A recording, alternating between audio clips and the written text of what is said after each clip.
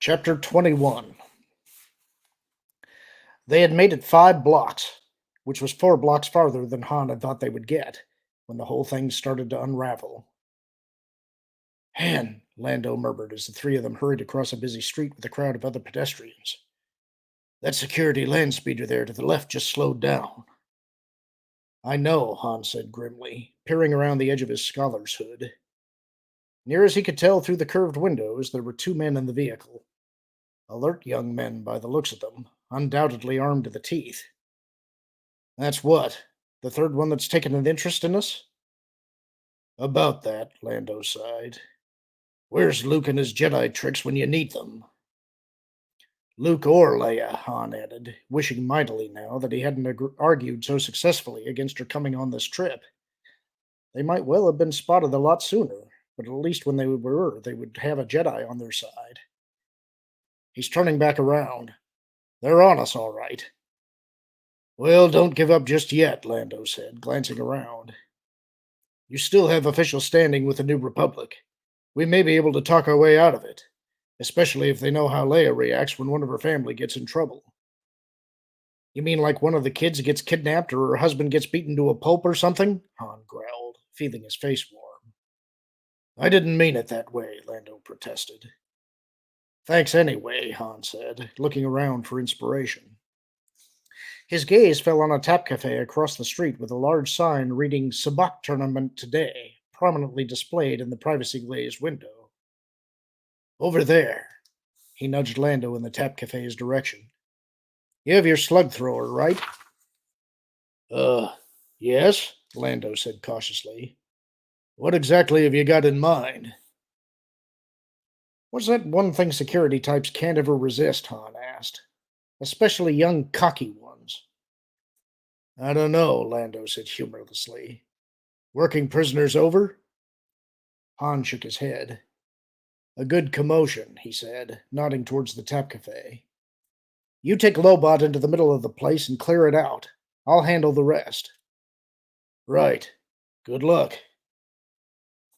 They made it across the traffic in one piece and went into the tap cafe. Inside, it was just as Han had hoped. Large, well lit, and crowded to the gills with sabacc players hunched over tables and kibitzers standing behind them, gazing over their shoulders. Breaking to the right, just inside the door, he sidled around behind a wall of observers as Lando and Lobot worked their way in towards the curved bar bulging out into the room from the center of the left-hand wall.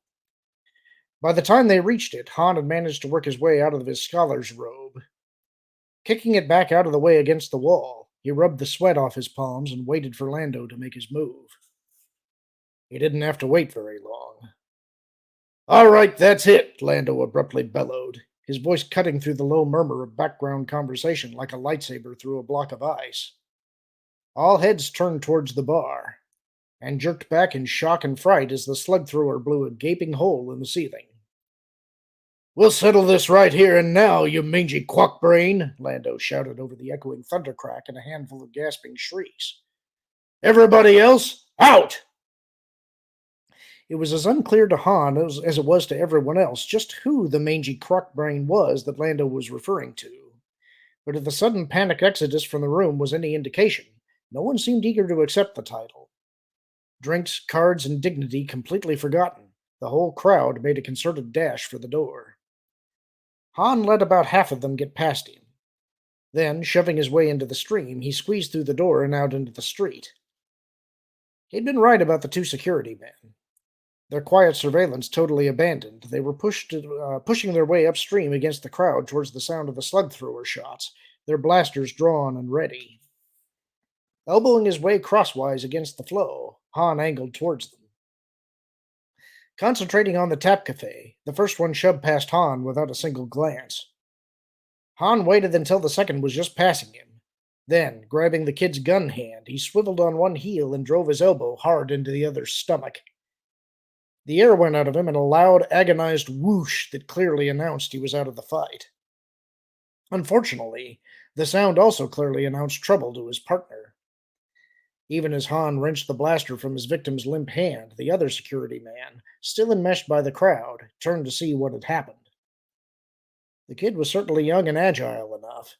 but he had turned around to his left, which left his blaster out of line for a quick shot behind him. Han, on the other hand, already had his appropriated weapon aimed. With a silent plea for the complete trappings of civilization to be in place here in the Imperial capital, he fired. His plea was answered. Instead of the killing flash of full-power blaster fire, the weapon in his hand spat the brilliant blue rings of a stun jolt. The security man dropped like a rock beneath the flow of the crowd, already scattering away from this new threat to their peace and quiet. Brandishing the blaster high, Han leapt over the prone body and dashed back into the tap cafe. Inside, the place was deserted. Even the bartender had found somewhere to disappear to. Not like the old days in the Outer Rim, Lando commented, almost wistfully, stripping off his own scholar's robe with one hand as he kept his slug thrower ready. Lucky for you, it isn't, Han reminded him. On Tatooine or Benjley, there'd have been 15 blasters on you before you got your second shot off. Come on, back door's that way. Nevertheless, he felt a twinge of regret of his own as the three of them headed for the back of the tap cafe. Those had indeed been fine days. Bracing himself, Disra lifted his eyes from the datapad. I don't know what to say, Admiral, he said, careful not to overdo the hurt indignation in his voice and expression. I categorically deny all of this, of course. Of course, Pelion echoed, his eyes cool and measuring. I'm sure it's nothing more than a carefully orchestrated smear campaign against you by your political enemies. Disra bit down on his tongue in annoyance. That had indeed been the line he'd been planning to run with. Vader take the man anyway. I wouldn't go quite that far, he said instead. I have no doubt that at least some of your sources have been sincere. Whatever their motivations or sincerity, though, their information is wrong. Pelion exchanged glances with Commander Drafe, seated beside him. Patient, knowing glances on both sides. Really, Pelion said, looking back at Disra. And what do you suggest is the motivation and sincerity of the official trading data Commander Drafe uncovered on Munilist? That's Section 15 on the file, Drafe offered helpfully, in case you missed it. Disra ground his teeth, looking back at the datapad. Vader take Pelion and Drafe. All I can suggest is that someone deliberately planted those numbers, he said. It was an unbelievably weak defense, and everyone in the office undoubtedly knew it. But even as Pelion opened his mouth to most likely point that out, there was a diffident tap from across the room, and one of the double doors swung ponderously open. Disra looked up, ready to scorch the person who'd had the temerity to intrude on a private conversation. Your Excellency, Tyr's said, blinking with nicely underplayed surprise at the sight of the two armed troopers flanking the doorway, guards Pelion had had the effrontery to bring in here with him. Oh, I'm sorry, sir. No, that's all right, Major, Disra said. What is it? I have an urgent message for you, Your Excellency, Tyr said, hesitantly crossing towards the desk, his eyes on Pelion. From the palace situation room. Well, let me see it, Disra growled, waving the other impatiently forward and trying to cover his sudden misgivings. Tyr's could just as easily have called down on the comm with news of their spy search. The speaker focus was set so that no one but Disra could hear. To have come down personally implied that something had gone seriously wrong. Tyr's reached the desk and handed Disra his datapad. And something had indeed gone seriously wrong. Enemy spies identified as former New Republic generals Han Solo and Lando Calrissian, plus an unidentified man with cyborg head implant. Subjects were spotted and identified at the corner of Regicine and Corleone, but had broken surveillance and escaped. Capital Security is currently attempting to re-establish contact. Disra looked up at Tyr's, saw the hard edge to the Royal Guardsman's eyes. I don't like getting reports like this, he said darkly. What exactly is the lieutenant doing about it? They're all working on it, Tyr said. They seem to be doing their best. Is there a problem? Pelion spoke up. His question was addressed to Disra, but his eyes, and his attention, were clearly on Tyr's. Perhaps you'd like to see to it personally. Disra ground his teeth again. Yes, he very much wanted to see what was going on up there. But Pelion wouldn't have offered to let him squirm off the hook, even temporarily, unless he had some devious plan of his own in mind. He suppressed a smile as it struck him. Of course, Pelion wanted the chance to pull a quick private interrogation on Tierce, and was trying to get them off out of the way. And it was now equally clear that the hope of dangling that precise bait in front of him was precisely Tierce's reason for delivering the message personally. "Thank you, Admiral," Disra said, getting to his feet. "I believe I will. Major Tierce, perhaps you'll keep the Admiral and his party company until I return." "Me, sir?" Tierce asked, giving the visitors a simple-minded, wide-eyed expression.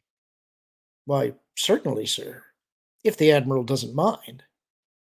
"Not at all," Pelion said softly. "I'd be delighted." "I'll be back soon," Disra promised. "Enjoy yourselves, both of you." 30 seconds later, he was back in the Situation Room. "What in the name of Vader's teeth happened?" he demanded. "Calm yourself, Your Excellency," Thrawn said, his eyes flashing warningly at Disra. "We've only lost them temporarily." Disra glared at the other, biting back a blistering retort. If this mess was the con man's fault, he was going to nail him to the wall. "May I inquire how something like this could happen?" "Solo and Calrissian are combat veterans, highly experienced at survival," Thrawn said calmly. "The security men they came up against were neither." He shrugged, a subtle movement of shoulders beneath the white uniform. Actually, it was rather instructive, pointing up as it did some obvious deficiencies in Capital Security's training procedures. We'll have to remedy that. "I'm sure they'll be delighted to have your input," Disra said, looking over at the status board. An overview of the city was currently displayed, along with the locations of all the Capital Security forces scattered around it. "Wouldn't it make more sense to concentrate our surveillance on the spaceport? They're probably trying to get back to their ship." "I'm sure they are," Thrawn agreed. "However, if they arrive to find a ring of stormtroopers blocking their path, they'll simply find an alternative way off a bastion." "I suppose you're right," Disra said reluctantly. Tierce's argument, undoubtedly. Most likely his exact words, too. Disra could practically hear the guardsman's characteristic inflections in the con man's voice. "May I ask what you suggest we do, then?" Thrawn turned his glowing red eyes towards the status board. "The first step in catching a sentient prey is to think as he does," he said. Again, words that sounded straight out of Tierce's mouth. What was their mission here, and how did they intend to accomplish it? "How about sabotage?" Disra gritted. "That sounds like a likely mission." "No," Thrawn said firmly. "They wouldn't send men like Solo and Calrissian in as saboteurs. Spies, perhaps, but not saboteurs." "Admiral Thrawn?" One of the troopers spoke up from his station. "I've got a partial back check on the targets now. We've got a droid download that shows they've spent the past 3 days in the Imperial Library." "Very good," Thrawn said, looking back at Disra. His head tilted fractionally towards an unoccupied corner of the room. "I'd like to speak with you a moment, Admiral," Disra said, picking up on the cue. "Privately, if I may." "Certainly, Your Excellency," Thrawn said, gesturing towards the corner. "Let's step over there." They crossed to the corner. "Don't tell me. Let me guess," Disra muttered, keeping his voice low. "They're here after the Kamas document." "What an amazing revelation, Your Excellency," Flim said, not quite sarcastically, his tone changing subtly out of his Thrawn character. "The interesting part is that I've never heard of either Solo or Calrissian having anywhere near the slicing training for a job like that." Disra frowned. Getting past the con man's impertinence, he had a good point. A very good point. Disra himself had worked his way into the Emperor's special files, but he'd had years to do it, and any number of experts to call on for advice along the way. "Then the slicer must be the head implant who's with them," he suggested. Flim's mouth puckered slightly. "No, I don't think so," he said. They didn't get a good enough look at him for a positive ID, but my guess is that that's Lobot, Calrissian's old administrator from his pre-Endor days on Bespin. As far as I know, Lobot hasn't got any slicing expertise either. He trailed off, his eyes suddenly narrowing. "What is it?" Disra demanded. "There's a trick I heard about once," Flim said slowly. "A slicing trick someone on the Fringe came up with a few years ago. Now, how did that work? No, be quiet a minute. Let me think." For a dozen heartbeats, the only sound in the room was the murmur of background conversation as the men working their boards reported to each other new information as it came in. All of it negative.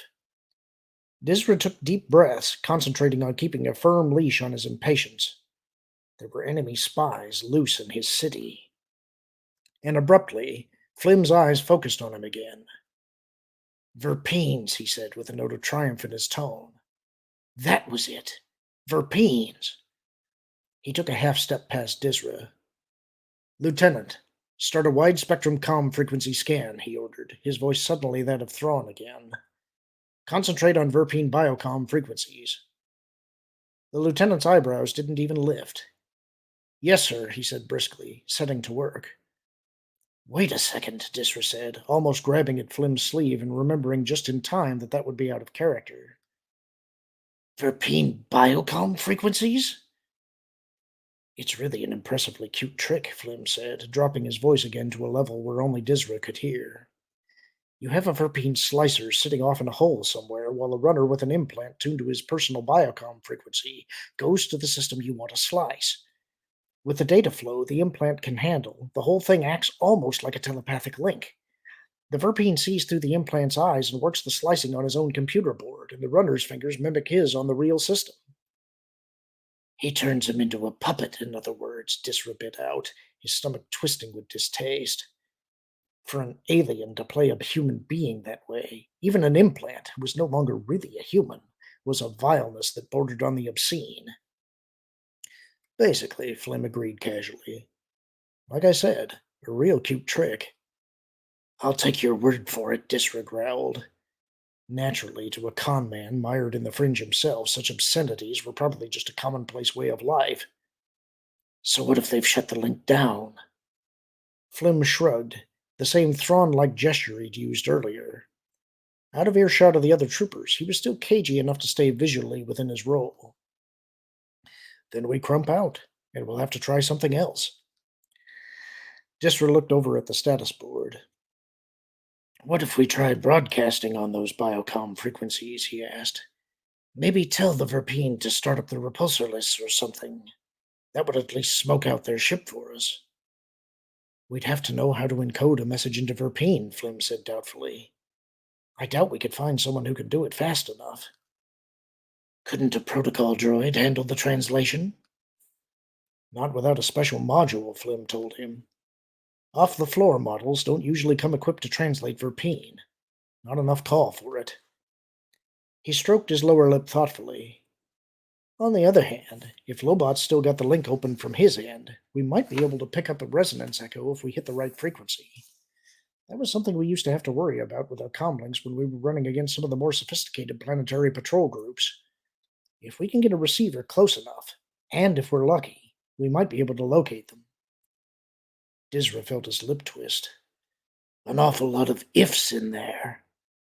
"I know," Flim conceded, "but we've got to try something, and that's the best I can do right now." He nodded towards the door. "Maybe you'd better get Tierce back up here. This is tactics, and he is our tactics expert." And Pelion had had enough time alone with the man anyway. "I'll send him up," he said, heading towards the door. "Keep me informed, Admiral." With one final lurch, the turbolift car came to a halt. "This it?" Zothop's voice growled. "I expect so," Control said as the doors slid open. "Yes, this should be it." "So which way?" one of the other pirates demanded. Easing her head to the side, Carolee lined up one eye with the crack still showing between the back doors. The pirates were half in and half out of the car now, Zothop standing in a narrow passageway outside with his fists set on his hips, all of them looking back and forth both directions down a narrow corridor. I don't know, Control said, looking around once himself and then pointing to the left. Let's try that way first.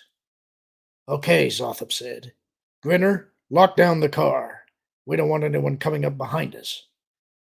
Right, Grinner said, doing something Carolee couldn't see with the control board. Done. The pirates disappeared out of sight to the left. Carolee gave them a 5 count. Then, finding a toehold on the doorframe lip, she sent her climbing claws into the crack between the doors and pried them open. She stepped into the car, and she was just starting to close the doors again when she heard the sound of footsteps in the corridor outside. The pirates were coming back. There was no time for anything but instinctive reaction. Putting her full strength into the effort, she pulled the doors to within a couple of centimeters of being closed.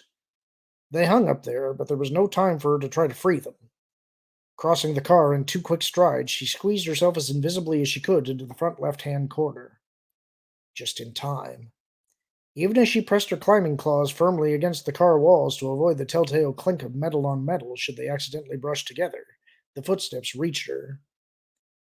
I don't see what the big deal is that he's got company, Zothup was muttering as the first puff of air from their passage wafted in through the car opening. Anyway, I only heard 2 voices in there. That doesn't mean there aren't more, Control said patiently as the group passed the open door and continued down the passageway. Besides, if we're seen by the wrong people, this arrangement of ours goes straight down. So what? Zothup growled, his voice fading as they all continued down the corridor. Canceling the arrangement, and Disra, is the whole idea, isn't it? We ought to at least talk first, Control said. We might be able to recast the deal. Hey, Grinner, you sure know your way around a control panel, another voice put in from the rear of the pack as the group continued on its way. Did you know that when you lock the car down, you pop the back doors? Carolee held her breath, but Grinner's response was a brief obscenity and an uninterrupted tread down the corridor. She gave them another 5 count. Then, pulling off the climbing claws and putting them away, she drew her blaster and headed out after them. She wasn't more than a few steps into the corridor when a subtle wave of air in her face warned her that somewhere ahead a door had opened. She picked up her pace a bit and came around a slight curve in the passageway just in time to see a rectangle of muted light close down to a sliver as the pirates closed a door down to a crack. Hurrying silently forward, she stopped at the door and eased her ear against the crack. Fancy place, she heard one of the pirates say, his tone a mixture of contempt and envy. Look at this. Remordian silk sheets and everything. Maybe he'll give you a set for your bunk, Zothup growled. Where's the... Oh, there it is. There was the soft sound of a chair being pulled back across a thick carpet. Carolee moved her eye around the crack, trying to see what was going on, but from her angle all she could see was a small section of an elaborate wall hanging. What are you going to do? Command asked. Put in that call to his office, Zothup grunted. Whoever he's got in there, I figure he can tell them to wait. I'm sorry, Admiral, Major Tierce said, his fingertips rubbing nervously at the sides of his pants legs. But with all due respect, I really don't know what you're talking about. I don't think I've ever been to Yaga Minor. If I have, it would have been as part of a training cruise when I was a cadet. Certainly not, what did you say, 6 weeks ago? About that, Pelion said, watching Tierce's face closely and wishing mightily that he had enough evidence on him to order a full verity analysis. The man was lying through his teeth. That much Pelion was sure of. But until he could positively identify Tierce as the man who'd sliced into the Yaga Minor computer system, there was nothing else he could do. Or until that New Republic slicer Ghent found evidence of Tierce's tampering. That was a wild card neither Tierce nor Disra knew about. Behind Pelion, the double doors swung open. I apologize for the delay, Admiral, Disra said, striding past Commander Drafe and around the side of his ivory desk. That will be all, Major, he added curtly to Tierce. Yes, Your Excellency, Tierce said. For the briefest instant, their eyes met, and Pelion thought he saw Disra give his aide a microscopic nod. Then, moving with the air of a man trying to run from a group of Bisioths while still keeping some shred of dignity, the Major crossed the office and escaped. I trust Major Tierce was congenial company for you, Disra commented. Quite congenial, Pelion assured him, studying that twisted face closely. Not so much a face as a mask, he thought, built to conceal the mind behind it. And he knew what was in that mind. The trouble was, he couldn't prove it. Not yet. But let him have one slip on Disra's part. Just one. Now, where were we? Disra asked briskly, leaning back in his chair. The short break had definitely done his confidence a mountain of good. Oh, yes, those unfounded and slanderous things other people have been saying about me. It's occurred to me, Admiral. He broke off as the call signal sounded from his desktop comm. Scowling, he leaned forward again and jabbed at the switch. Yes, he barked. What is it? He stiffened, his eyes widening momentarily, his jaw dropping a fraction of a centimeter. His eyes darted to Pelion, back to the comm display. Yes, I'm busy, he growled, and I don't appreciate being interrupted this way for... Abruptly he stopped. Pelion strained his ears, but the speaker was focused towards Disra, and he could hear nothing from his position on the opposite side of the desk. And then Disra's eyes widened again, and Pelion saw something he had never seen before, something he had never expected to see. Moff Disra, liar, conniver, and probable traitor, went white. Drafe saw it too. Your Excellency? He asked, standing up and starting around the side of the desk. The moment of shock passed, and Disra's expression of stunned disbelief suddenly changed to that of a crazed rancor.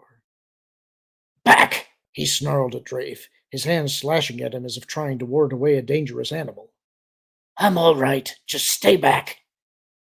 Drafe stopped, throwing a confused look at Pelion. Is anything the matter, Your Excellency? Pelion asked. Everything's fine, Admiral, Disra said, the words coming out like they'd been sent through a grain grinder. His eyes, Pelion noted, were still fixed on the comm display.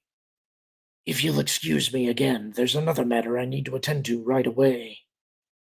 He stood up, keying off the comm with a vicious stab of his finger. I'll be right back, he growled, heading at a not-quite run towards the double doors. Of course, Pelion called after him. Take whatever time you need. The last word was cut off by the boom as the doors closed behind him. Well, that was interesting, Drafe commented, looking at the doors and then back at Pelion. Another trick to buy himself some breathing space? I don't think either of these interruptions has been an act, Pelion said, frowning thoughtfully at the Moff's desk. Historically, the majority of people who were able to afford culture-grown ivory furniture were wealthy politicians, industrialists, and fringe crime lords, all of whom always had things to hide. No, something's going on out there. Something important. Drafe murmured. Shall I wander down the hall and see if I can find out what it is? Maybe later, Pelion said. In the meantime, it seems we've been left alone. In Disra's office. Drafe lifted his eyebrows in understanding. Yes, we have, haven't we? He agreed, looking around the office. His gaze fell on the desk. Of course, it's a little dubious legally, he reminded his superior, throwing a sideways glance at the two troopers guarding the door. We haven't got a search order, and Disra hasn't been officially charged with anything. I'll take the responsibility, Pelion said. Go ahead and see what you can find. Yes, sir, Drafe said, giving him a tight smile as he circled around to the other side of the desk. It'll be a pleasure. Tierce was standing near the door as Disra burst into the Situation Room. We've got an echo, the former guardsman murmured, a note of malicious satisfaction in his voice. Once we triangulate in... Zothop's here, Disra cut him off. He's in my quarters. Tierce's smile vanished. How? How in blazes should I know, Disra shot back. But he's there. I recognized the furnishings when he called me in my office. Tierce threw a look at the consoles, at Flim holding position again behind the lieutenant. This just gets better and better, he said darkly. Did Pelion hear any of it? I don't think so, Disra said. That slinker of his, Drafe, Started to come around the desk, but I don't think he could hear or see anything either. Tierce hissed between his teeth. We've got to get rid of him. Brilliant tactical thinking, Disra growled. You have any suggestions as to how? He didn't come alone, you know. Tierce looked over at the consoles again. I can't just walk out of here, he said. Solo and Calrissian are slippery. Until security actually has them in their sights. We can't just leave Zothrop resting his feet in there, either, Disra cut him off. Don't you understand? He's in my quarters. That means he has clear passage to my office, where Admiral Pelion is. Tierce looked sharply at him. You left Pelion alone? Of course he's alone, Disra snapped. What was I supposed to do? Tell the outer door guards to go in and watch him? That wouldn't have been such a bad idea, Tierce retorted. He held up a hand. All right, let's take this in order. Pelion. I suppose he'll keep. Solo and Calrissian? We've got a second biocom frequency echo, Admiral, one of the troopers reported, looking up at Flim. Security reports ready to move in as soon as we have a solid fix on the location. Thank you, Thrawn said, turning those glowing eyes towards the conversation by the door. Continue the operation. Is there a problem, Your Excellency? A small problem only, Admiral Thrawn, Tierce spoke up before Disra could answer. But it may require a few minutes of your attention. Certainly, Flim said easily. What are you doing? Disra hissed at the con man across the room towards them. You aren't suggesting... There are only two ways to deal with someone like Zothrop, Tierce said, his voice cold. Kill him or scare him. He nodded towards Flim. Can you think of anything that could possibly scare him more than a Grand Admiral? Flim had reached them in time to hear the last part. Who are we trying to scare? He asked. Captain Zothrop, Disra said. He's in my quarters. Flim's eyes widened just noticeably. He looked at Tierce. You'll be fine, the guardsman soothed him. Zothrop's in this for the profit, and you're our guarantee there will be profit. He's not going to risk hurting you. Unless he's here for revenge, Flim pointed out uneasily. For the job Pelion did on him out at Pesiton, remember? He'll forget all about that the minute he sees you, Tierce said impatiently. At any rate, I'll be there with you. Whoever he's got in there, I can handle them. You'll be fine. What about Solo? Flim persisted, glancing back to the consoles. What if they lose him again? How? Tierce countered. We've picked up 2 echoes. We know which part of the city they're in. They'll have them in restraints by the time we get back. Now let's go. Flim grimaced, but nodded. Continue the operation, Lieutenant, he ordered, half turning, his calm Thrawn voice betraying none of his obvious nervousness. I'll be back in a few minutes. Tierce gestured towards the door, and together the 3 of them headed out. I don't know, Flim muttered, just loud enough for Disra to hear. I don't think I'm going to like this at all. Their first warning was a sudden, subtle jerking motion from Lobot. What is it? Lando asked, peering at the other. What is what? Han asked from Lobot's other side. He seemed to hesitate right there, Lando said, pulling back the floppy-brimmed hat that had taken over the job of camouflaging Lobot's head implant and studying the tiny indicator lights there. The pattern wasn't the same one that had been showing the last time he looked. Maybe he just stumbled, Han said impatiently, looking around the crowds. Come on, we gotta keep moving. Hold on a minute, Lando insisted, widening his examination to the subtly introspective expression on Lobot's face. He knew the other far better than Han did, and it was clear to him that both the jerking movement and the other's strange look were indications that something odd was going on. Ignoring it would just be begging for trouble. Lando! Just a minute! Lando cut him off. Abruptly, Lobot jerked a second time, the indicator lights again changing their pattern. They held the new array a moment, then changed back. And with a sudden hollow feeling in the pit of his stomach, Lando realized what had just happened. They're doing a comm echo search, he told Han. Keyed to Verpine biocom frequencies. Terrific, Han said, catching Lobot's arm to steady him and frowning under the brim at the implant. They have the right frequency yet? Doesn't look like it, Lando said, looking around for inspiration. They were still a half hour away from the spaceport if they stayed on foot. A land speeder could get them there faster, but that would mean either hiring or stealing one. Each option carried its own set of risks. His eyes fell on a large, glistening sign over one of the shops just down the street. A sign bragging in large print about hundreds of droids in stock, the best prices in the Empire, and everything on sale for one day only. Come on, he said, taking Lobot's other arm and pulling him towards the droid shop. In here. I've got an idea. They made it inside before the Imperial's frequency search hit the right one again. What now? Han muttered, looking around the wall-to-wall crowd of bargain hunters. Over there, Lando told him, shouldering his way towards an overhead sign marking the astromech droid section. We need about a dozen R2 or R8 models. No problem, Han assured him, craning his neck to look over the mass of shoppers. I see at least 20 of them. I hope you remember what our cash supply is like. We're not going to buy them, Lando said. All we're going to do is talk to them. They pushed their way through the crowd and into the astromech droid section, which was, not surprisingly, less densely populated than the servant and chef droid areas seemed to be. Good afternoon, worthy citizens, a silver-colored protocol droid said, stepping up to them. I am C5MO, Human-Cyborg Relations. May I assist you in your selection? Yes, thank you, Lando said. We're looking for a droid that can serve as a long-range comm interface on certain very select frequencies. I see, sir, the droid said, half turning to gesture towards the lines of shiny rounded cylinders behind him. May I suggest something from either the R2 or R8 line? Both lines come with full-frequency comm systems as standard equipment.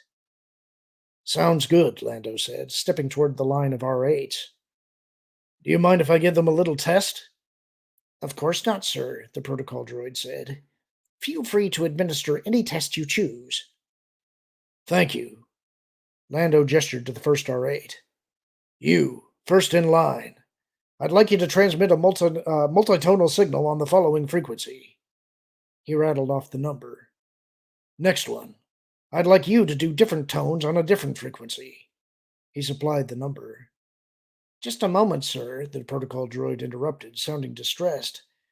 I'm afraid you can't simply transmit unauthorized comm signals in the middle of the city. One of the R8s twittered a short message. Oh, the protocol droid said, somewhat taken aback. You're certain neither frequency is used here? By anyone? The R8 gave an affirmative warble. I see, the droid said. My apologies, sir. Please continue. Lando continued down the line, giving each droid one of the major Verpine biocom frequencies to transmit on. All right, he said when he had finished, turning back to the C5MO unit. Excellent. Now, if you'll keep them transmitting, I'll go out to my land speeder and make sure they're holding the frequencies properly. You wish to leave them transmitting? The droid asked, starting to sound distressed again. But, sir... You can't expect us to buy such a large order just on your word that they're transmitting correctly, can you? Han put in. Don't worry. One of our people will still be here. He pointed across the way at a man in the dark green coat examining the line of servant droids. He'll stay here until we get this checked out and get back to you, Lando added. You do extend corporate credit for orders of 20 or more, don't you? Certainly, sir, the droid said, brightening considerably. You'll simply need to show your corporate authorization when you place your order. Good, Lando said, lifting his eyebrows at Han. The other took the hint, easing Lobot towards the nearest exit sign. We'll be back in a few minutes. 2 minutes later, they were out on the street again. Nice touch, that bit about leaving someone behind, Lando commented to Han. Should buy us a few more minutes before they start asking themselves awkward questions. As long as they don't start a conversation with the guy anyway, Han grunted. So what's the plan? Straight back to the ship? It was, Lando said. Unless you think it would be worth the time to be a little more devious than that. I wonder, Han said, rubbing his cheek. Those droid transmissions ought to blanket any more echo searches, at least for now. but they did already have an idea where we were in the city. If we can hop a cargo carrier, that would let us get around the spaceport and hit it from the other side. If we don't get caught, Lando warned. They take a dim view around here of people riding cargo carriers. It's worth the risk, Han said, making it clear that he'd already made up his mind. Come on, nearest access is this way. And that's the end of the chapter. Hope you enjoyed it. Talk to you soon.